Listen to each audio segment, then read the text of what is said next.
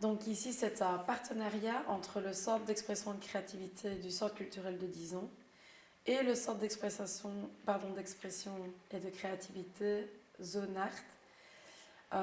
C'est tous les deux des CEC. Le principe, c'est proposer des ateliers où le public va apprendre une technique ou une discipline artistique et créative. Zone Art, c'est un public de personnes en situation de handicap mental. Et alors, chez nous, le CEC de Dizon, là, c'est vraiment du tout public. Donc, on a fait un appel en proposant à qui voulait de venir participer pendant 6 mois à un atelier pour apprendre à créer des tenues euh, en récup et en détournement pour le projet Défilé Co. Du coup, c'est assez mixifié.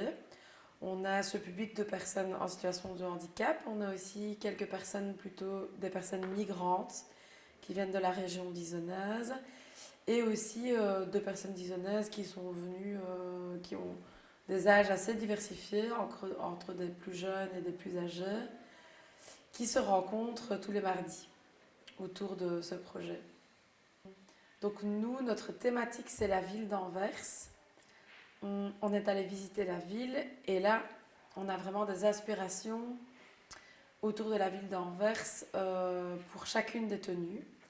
Il y a par exemple une tenue qui ne représente que des mâts tout autour du corps du mannequin parce que ça fait référence à un géant qui taxait les personnes qui arrivaient au port de l'Escaut.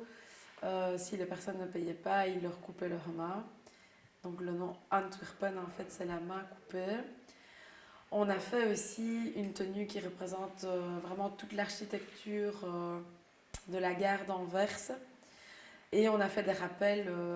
Par exemple, on a récupéré des vieux jouets d'animaux qui faisaient référence aux zoos d'Anvers, qu'on a démontés, qu'on a recoupés et qu'on a représenté comme si c'était des façades de maisons pour faire un rappel à l'architecture anversoise qu'on peut trouver sur les façades là-bas dans la ville.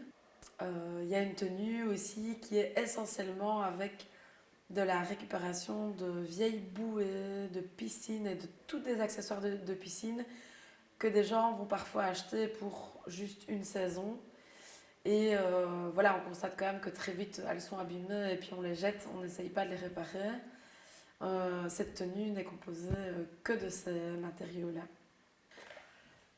Pour nous, ce qui est intéressant aussi, c'est d'amener cette thématique avec le public, cette thématique du recyclage, de la récupération d'objets qui sont parfois abîmés ou qui sont dans un mauvais état. Euh, Culturellement, c'était vraiment intéressant de voir comment les personnes le comprenaient. Et on a eu vraiment beaucoup de discussions. On avait des personnes pour qui c'était inconcevable de faire du beau avec des objets qui pouvaient être bah, pas beaux au départ, ou pas frais, ou très abîmés, ou qui avaient déjà été portés. Et donc ça nous a amené aussi à des discussions sur le second main aussi, qu'est-ce que c'est, donner une seconde vie à un objet.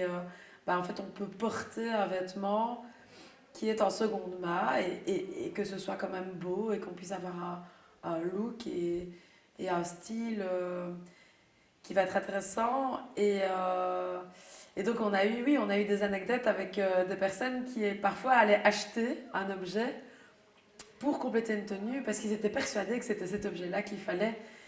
Et donc c'est là que ça devient intéressant aussi, c'est un peu retravailler cet aspect ensemble. En fait, nous, notre objectif principal ici, c'est on ne fait que en récup et donc on doit faire avec ce qu'on a et trouver des solutions à des problèmes, pas comme si on pouvait tout acheter. Parce que quand on va tout acheter au magasin, c'est beaucoup plus simple.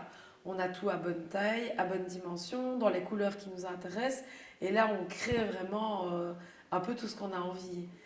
Et ici, le principe n'était pas ça. C'était, on récolte des objets, on les regarde, on les assemble et on essaye de voir qu'est-ce qu'on peut composer avec ce qu'on a là, ce qu'on a trouvé en récup.